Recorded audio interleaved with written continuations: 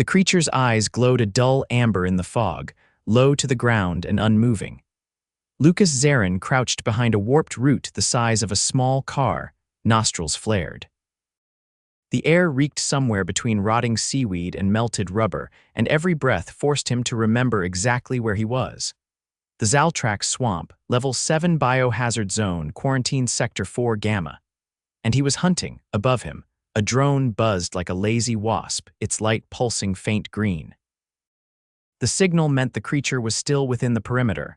Lukas flicked his wrist, checking the blinking screen on his wrist pad. 70 meters, moving north. Slowly. He exhaled and adjusted the grip on his tranquilizer rifle. Behind him, the swamp gave a reluctant squelch and a wet slurp. He twisted, weapon up, but it was only his assigned mentor, Gorash, emerging from the muck like a patient, amphibious nightmare. "You are hasty again," Gorash said, voice bubbling through his translator collar. His leathery skin glistened with a sheen of toxins, and his 4 eyes blinked independently. "I'm not hasty," Lukas whispered. "I'm just not interested in dying in this festering armpit of a biosphere." Gorash took a slow step forward, dragging a translucent vine tangled around one ankle. "The Swampbeast is not provoked unless provoked. You must be still." "I'm still. I'm quieter than your third lung when you sleep." "That is not quiet." The drone's light turned red. Lukas froze. The amber eyes ahead blinked once, then vanished. He didn't speak. Neither did Gorash. The silence stretched until even the drone dimmed its hum. Then, from the left, something tore through the undergrowth like a freight train. Lukas dove to his right, landing hard on his shoulder, rifle slipping from his grip. Gorash swung a hooked staff, catching only swamp mist as the creature barreled past them both in a blur of scale and muscle. It was the Swampbeast, 4 meters tall at least, 6 limbs. Its back glistened with a coating of slime that hissed where it touched tree bark. Its head was low, eyes set wide, and its tail lashed like it was trying to cut the air itself. Lukas scrambled to his feet, ignoring the pain in his shoulder. "Why did you not shoot?" Gorash growled. "Because I dropped the gun. You are the only species in this quadrant that drops their weapons while being hunted." The drone above blinked back to green. The creature had stopped. Lukas turned to Gorash. "I'm going after it. You are not assigned pursuit rights alone." "That violates Protocol A." "It threw itself into the nesting grounds," Lukas interrupted. "We corner it now, or we lose it for another 3 days. Gorash's eyes narrowed. "You will follow the beast alone. I'm just going to track it. You are not permitted to die. Understood?" He retrieved his rifle from the wet ground, checked the chamber, and started into the undergrowth without waiting for consent. The fog thickened the deeper he went, and soon the drone's light was the only thing above him. He ignored the sting from his scraped arm, the way his boots sank with every step, and the occasional croak of things better left unseen. 20 minutes passed before he found it again. The Swampbeast stood in a shallow clearing, drinking from a bubbling pool that shimmered in unnatural shades of green and violet. It hadn't noticed him. Lukas dropped to his stomach, crawling forward until he had a clear shot. He steadied the rifle, exhaled, pulled the trigger. The dart hit the beast's shoulder. It didn't flinch. The tranquilizer should have dropped a creature twice its size. The Swampbeast looked up slowly, sniffed the air, then locked eyes with Lukas. "Oh no," Lukas muttered, and immediately rolled behind a tree. The beast came. It didn't charge. It stalked, slow and deliberate, like it knew he couldn't outrun it in this terrain. Lukas knew he had 2 options: run and probably die, or try something very, very stupid. He stood slowly, rifle lowered, hands open. "Easy," he whispered. "You're not sleepy yet, huh? Fine. Let's talk." The Swampbeast growled, a low rumble that vibrated through Lukas's ribs. He took a cautious step forward. "You don't want to kill me. I taste like recycled nutrition packs and regret." The creature tilted its head. "See," Lukas said, "we're making progress." The Swampbeast lunged. He dodged, barely, slamming into a tree trunk with enough force to knock the wind out of him. He fell, gasping, and the beast loomed over him. Then it sniffed, not him. His pack. Lukas blinked, then reached slowly into the side pocket and pulled out a ration bar. It was synthetic meat flavored, which made it smell like salt and despair. The Swampbeast hesitated. He tossed the bar a few feet away. It pounced on it, devouring the thing in one crunch. Lukas sat up slowly. You actually liked that? You poor bastard. The creature turned back to him, less tense now, eyes curious. You're hungry, Lukas said. That's it. You're just really, really hungry. It sniffed him again, then nudged his arm. He didn't move. The Swampbeast huffed, then lowered itself, curling its limbs beneath its body like a massive, prehistoric dog. Lukas sat there, stunned. He waited for the beast to shift, growl, lunge again. It didn't. Instead, it closed its eyes. Lukas waited a full 5 minutes, then dug slowly into his pack. He had 3 more ration bars. He opened one and held it out. The beast blinked, sniffed, then licked it from his palm. Right, Lukas whispered. You can't be serious. 2 hours later, Lukas was still alive. The beast had followed him like a massive, goo-covered puppy through the swamp.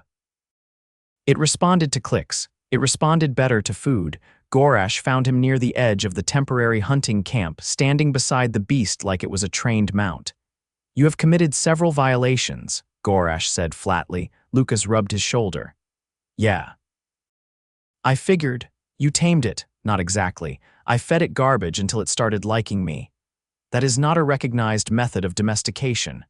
Work, didn't it? Gorash stared at the beast, who was currently chewing on a branch and ignoring both of them. You will ride it into camp. What? You must demonstrate control. You tamed it, now you control it. Lukas looked at the beast. I don't even know where the front legs end and the back legs start. Gorash waited. Lukas sighed. Fine. If I die, you're writing the report. He climbed slowly onto the beast's back, gripping one of the bony ridges along its spine. The creature didn't protest. It stood, shifted its weight, and began walking toward camp like it had done this 100 times. A crowd of observers waited at the perimeter, most of them alien researchers in sealed suits, murmuring in disbelief. Lukas rode the Swampbeast into camp, covered in slime, bruised and exhausted but upright. As he slid off and landed on the muddy ground, his legs gave out. Pain shot up his right side. You are injured, Gorash asked. My shoulder's not supposed to feel like it's full of nails. You will report to medbay. No arguments here. Lukas winced as he tried to rotate his arm. He couldn't. Gorash signaled a stretcher. As the medtechs approached, Lukas glanced back at the Swampbeast. It was resting beside the camp walls, chewing on a structural beam. Can we keep it? He muttered to no one in particular. Gorash did not answer. Lukas woke up to the sound of a medical scanner hissing somewhere near his ear, and the faint sensation of something cold pressed against his chest. The lights overhead were blue-green, dimmed to accommodate non-human patients, and the air smelled faintly of sterilized algae. A nurse with translucent scales and a long, upward-curled snout leaned over him, tapping at a screen mounted on a flexible stalk. Her hands moved quickly, 3 slender fingers manipulating instruments Lukas didn't recognize. You're not dead, she said, without looking at him. Thanks for the update. You fractured your scapula, strained your deltoid, and tore some intercostal fibers. You also have a mild toxin exposure and 3 embedded spores in your left boot. Great. Can I get a sticker or something? You'll be in moderate pain for 2 rotations. Don't lift anything heavier than a ration bar. I'll try to control myself. The nurse finally looked at him. Her eyes were as dark as space and her expression unreadable. You humans make jokes when injured. It confuses the other species. Yeah, Lukas said, it confuses us too. She attached a thin mesh patch to his shoulder and pressed one of the corners. It tightened automatically, pulling the joint into alignment. The pain spiked, then dulled. His breath caught, but he didn't curse. You'll be mobile in 4 hours, she said, already turning away. Your mentor requested a debrief. He's waiting in the observation dome. I bet he is. She paused at the doorway. Try not to provoke anything else until your tissue stops knitting. We're low on bone binder. Lukas swung his legs off the cot and took a moment to evaluate what still worked. His legs were fine. His ribs ached, but not enough to stop him. The shoulder was locked into the brace, but it moved with him, not against him. He'd had worse. He found his boots clean, but still damp, and trudged out into the corridor. The medbay's walls were semi-organic, pulsing faintly with filtered air and thermal regulation. The whole facility had been grown, not built, like most frontier outposts. It felt alive in a way that made sleep difficult.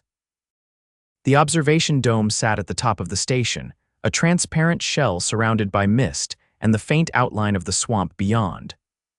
Gorash stood near the edge, arms folded, gazing down at the nesting grounds. Lukas stepped beside him, leaning one hip against the railing. "You summoned me. You returned with the beast, and now it refuses to leave the perimeter. It has consumed 3 ration crates and part of the landing pad." Lukas nodded. "Sounds like it's adapting. The researchers believe it has bonded to you. That's not my fault. It may be yours to command." Lukas snorted. "You're kidding." "No, the beast responds to your presence and ignores all attempts at tranquilization or relocation. We are running short on tolerable food substitutes. That's a bad sign. Indeed, it now sleeps against the western gate and has prevented 2 survey teams from departing." Lukas pinched the bridge of his nose. "So what, you want me to walk it out like a dog, re-establish dominance? Or at least cooperation, before it eats something essential?" Lukas turned and headed for the lift. "Fine, but if it eats me, I want it noted in the records that this was your idea." The doors hissed open onto the outer yard, a flat, reinforced clearing surrounded by modular barriers. The fog had receded slightly, revealing the twisted silhouettes of the trees beyond. The Swampbeast was curled up near the gate, tail twitching, one eye half open and fixed on a maintenance droid frozen mid-task. Lukas approached slowly, hands loose at his sides. "Hey, buddy." The creature blinked. "You're causing a bit of a fuss. You can't eat the infrastructure." It snorted, a wet, gurgling sound, and uncurled with surprising grace. Its bulk shifted forward, then lowered into a crouch. "You gonna be difficult?" The swamp beast nudged him once with its snout, then sat. Lukas glanced up toward the dome, where Gorash was no doubt observing. "I think that counts as cooperation," he muttered. The maintenance droid whirred to life again and rolled past them. The beast didn't react. "You're learning. Good. Let's take a walk." He led it toward the outer containment field, where a secondary gate opened into a maintenance corridor winding along the inner swamp perimeter.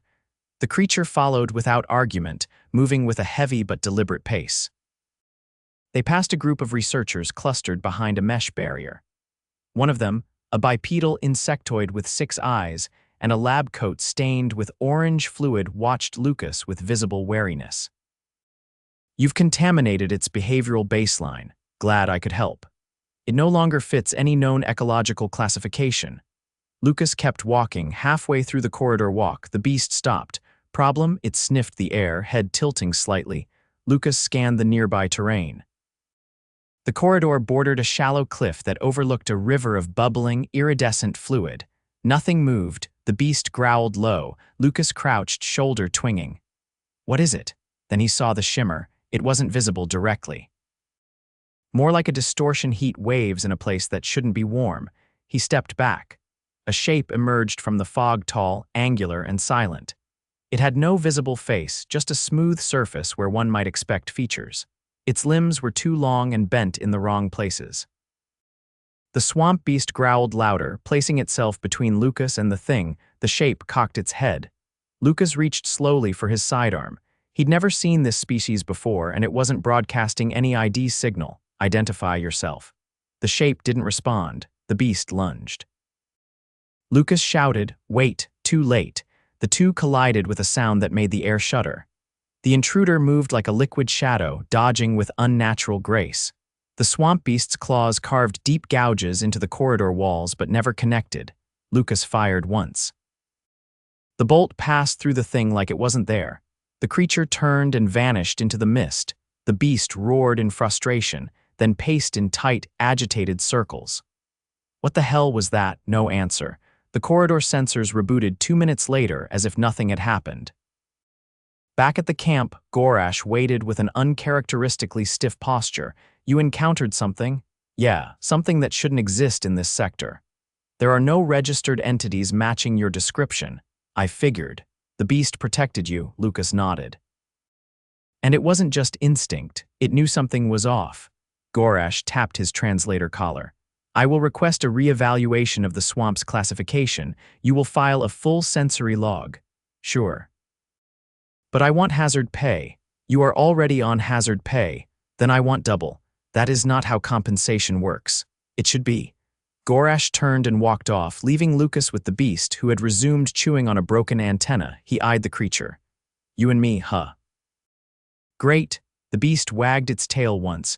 Lukas sighed and sat on a nearby crate, careful of his brace. The swamp beyond the walls pulsed with unnatural color. Something was out there, and it hadn't come for the food. He rubbed his face with both hands and muttered, I really should have stayed on the orbital station. By the time Lukas was cleared for full mobility, 2 cycles had passed. He could move his arm again without seeing stars. The brace had been swapped for an external stabilizer, and the medtechs finally stopped muttering about reckless primates. The Swampbeast, now unofficially named Dreg by the maintenance crews, had stopped chewing through equipment and started sleeping near the geothermal vents. It had also taken to following Lukas around the outer camp, causing mild panic whenever it appeared in someone's peripheral. On the 3rd morning, Lukas arrived at the behavioral lab where a group of off-world xenobiologists had requested his presence. He stepped into a chamber that looked like a greenhouse had fused with a weapons locker. Strange flora pulsed inside containment tanks, and a few of the researchers were arguing over an animated transcript, gesturing wildly at spectral diagrams of Dreg's neural scans. A squat, violet-skinned researcher with 3 pupils per eye greeted him bluntly. You fed it synthetics before first contact, didn't exactly have a buffet to choose from. You altered its chemical reward pathways, better than getting disemboweled. It now associates your presence with caloric gain. Again, I'm not hearing the downside. A taller, translucent being to her left tapped at a display. Its neural response to your vocal range is consistent with imprinting. Primitive, but effective. You've become a behavioral anchor. So I'm a glorified chew toy with a face it likes. You are the only non-threatening variable in its environment. We would like to test its spatial recall patterns using your voice as a directional cue. I'll do it if you stop saying things that make me sound like a talking snack. The violet researcher blinked slowly. Fine. Follow? They led him to an outdoor enclosure, massive, reinforced, and recently constructed. Inside, Dreg was curled around a heat generator, one eye half-lidded. Lukas stepped into the field and clapped once. Hey, ugly. Dreg lifted his head and let out a grunt that echoed off the walls. The researchers watched from their booth as Lukas called out directional commands. Dreg responded to tone more than content, but after 10 minutes and several thrown objects, including a boot and a metal lunch container, it was clear the creature could differentiate between cues. When they were done, Lukas leaned against the railing and looked down at Dreg, who had started gnawing on the boot. You know they're probably going to dissect you someday. Dreg burped. The boot dropped from his mouth with a wet thud. After the session, Lukas made his way back to the mess hall. It was midday, and most of the crew had already eaten, leaving behind the usual detritus of half-consumed nutrient packs and a smell that tried to pass for protein. He sat with a tray of something gray and textured like carpet foam. Across from him, a tall, avian alien with cobalt feathers and a translator clipped to its beak lowered its head. You are the one who pacified the proto-predator. Pacified is generous. The alien inclined its head. Your species shows disproportionate adaptability. It is unnerving. Tell me about it. You provoke anomalies. That's just called Tuesday. You will join the perimeter patrol tonight. I will. You are the only entity the creature responds to. It must not interfere again. Lukas sighed. Fine. But I get hazard dessert. That is not a category. It should be. 2 hours later, Lukas was standing near the south gate wearing a repurposed harness that looked suspiciously like it had come from the cargo loading team. Dreg followed behind, tail low, occasionally stopping to sniff at various shrubs that were probably poisonous. The patrol team, 4 aliens, none of them humanoid, kept their distance. Don't let him eat anything that glows, Lukas said, or hums, or vibrates, or moves in a way that makes your spine itch. One of the patrol members, a gelatinous creature shaped like a walking hourglass, burbled in agreement.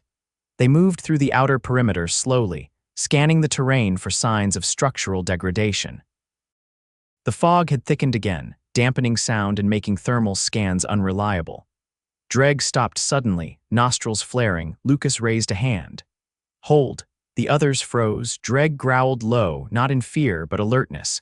His gaze locked on a cluster of vines that twisted unnaturally against the wind.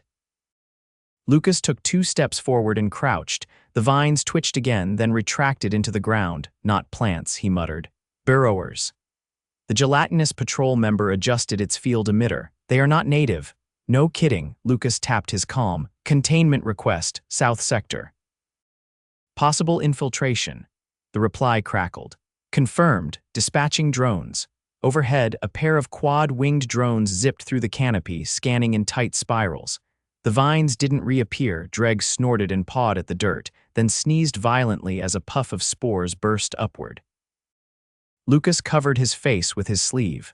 Don't inhale that, you'll start seeing music. The patrol continued for another hour without incident. By the time they returned to camp, the fog had lifted slightly, and the stars above glimmered through gaps in the canopy. Dreg curled up by the geothermal vent again, tail coiled neatly, eyes half closed. Lukas sat nearby, rubbing his shoulder gently. The stabilizer helped, but the ache was returning. A second avian alien approached, this one wearing a field command sash. You have prevented 3 disruptions this cycle. I'm not doing this for a medal. You have earned one regardless. Lukas looked at Dreg. He's not a pet, he's a consequence. Still, a useful one. The alien offered him a small container filled with a dark, sweet-smelling paste. What's this? Hazard dessert. Lukas laughed, took the container, and leaned back against the warmed stone. Took you long enough. The stars continued to blink above them, silent and distant. Inside the camp, the generators hummed steadily. The researchers logged their data. The swamp, for once, did not scream. Lukas closed his eyes, exhaled slowly, and let himself rest. Dreg snoring beside him like a living furnace. Tomorrow would be another mess of unpredictable biology, alien bureaucracy, and environmental chaos. But not tonight. Tonight, things were calm.